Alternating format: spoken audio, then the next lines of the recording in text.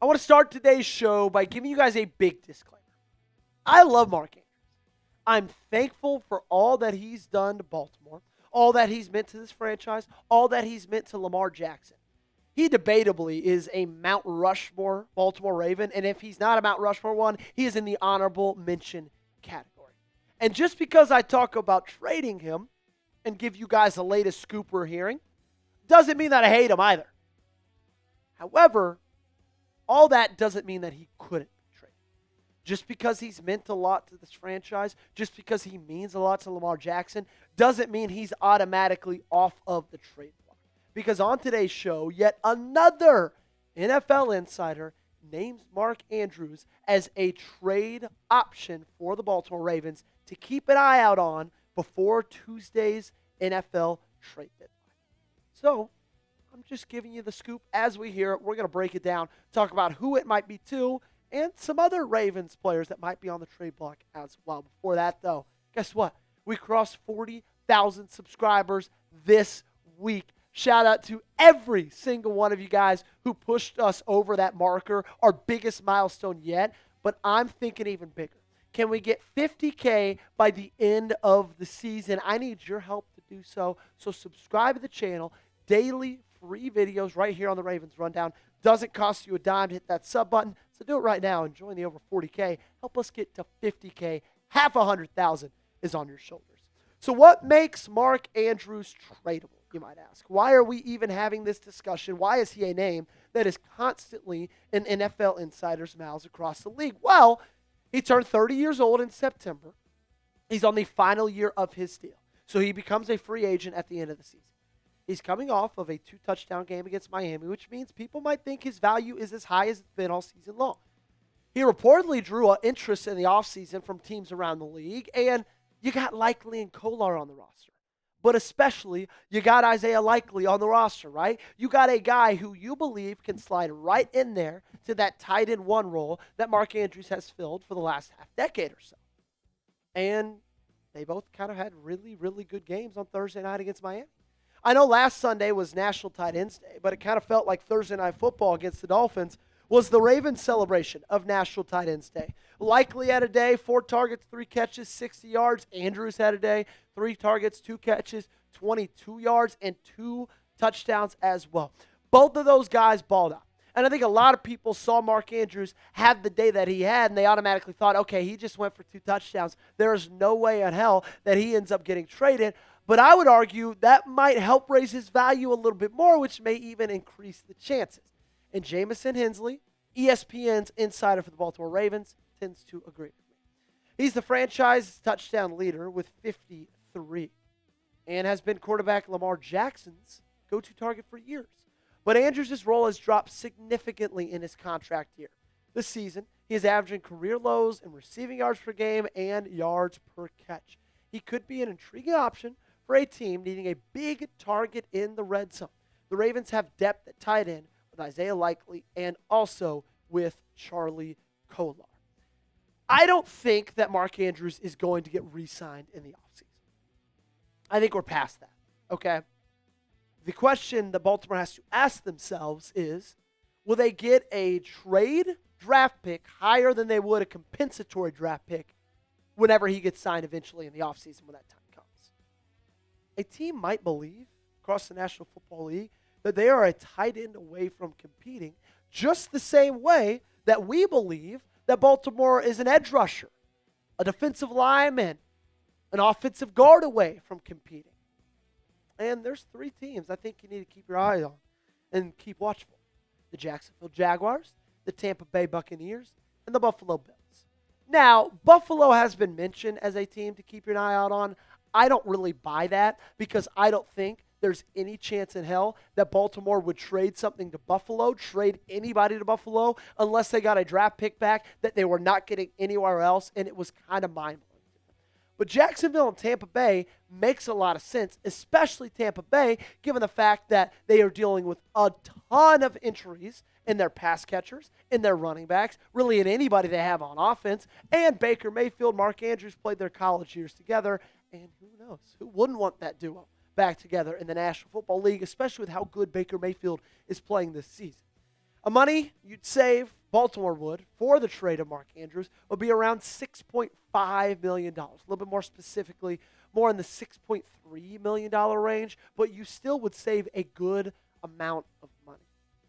So Baltimore could be looking at that as, hey, if we trade away Mark Andrews, that opens up some cap space for us to make a bigger trade for the defensive side of the ball before the trade deadline. Because think about some guys they might be wanting to trade for. They're going to have to pay.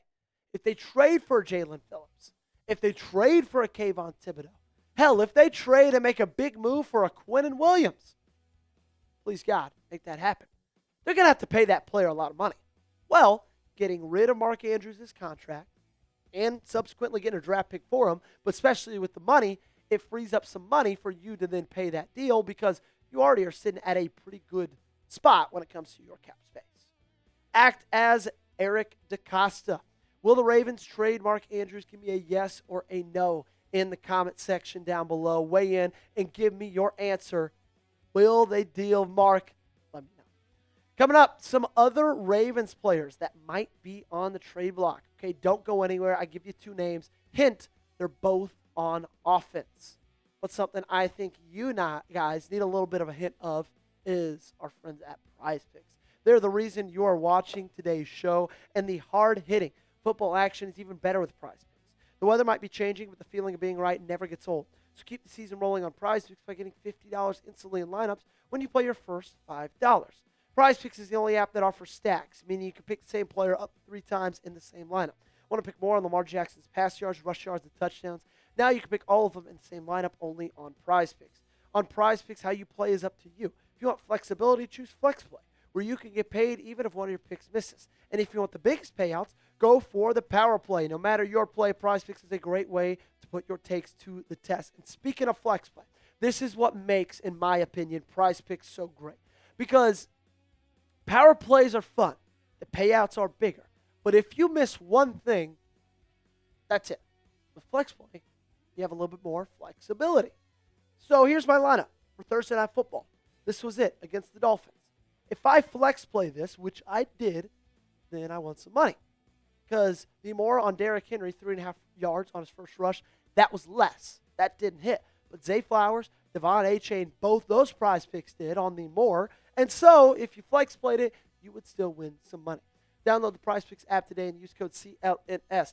Get $50 in lineups after you play your first $5 lineup. That's code CLNS. Get $50 in lineups after you play your first $5 lineup. The link to this promo is in the comments and description of today's video. Prize Picks, it's good to be right. We thank Prize Picks for sponsoring today's show.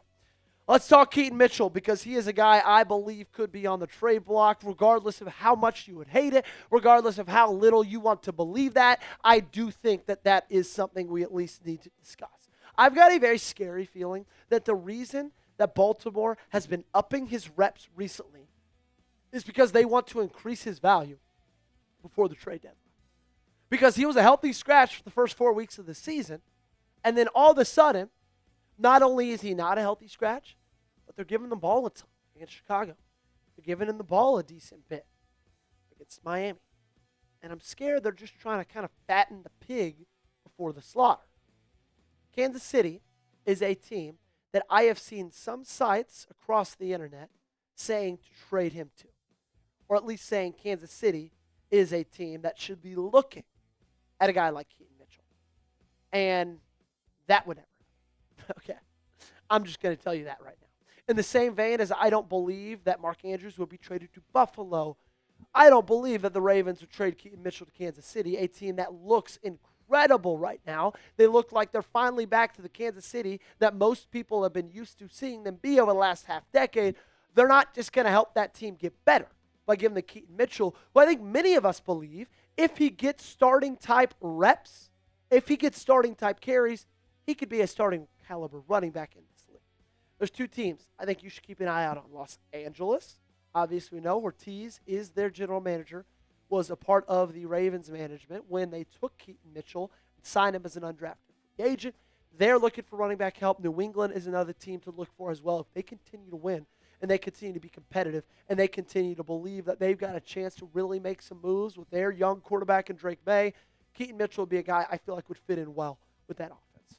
Do you want Keaton Mitchell to stay?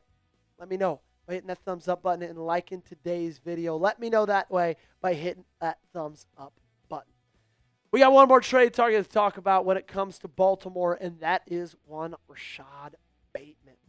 He is a guy who I believe could be on the trade block as well. And I'll just start by saying I would be surprised to see Rashod Bateman get traded.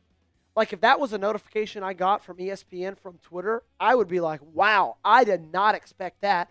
But also at the same time, he's kind of pissing me off, ladies and gentlemen.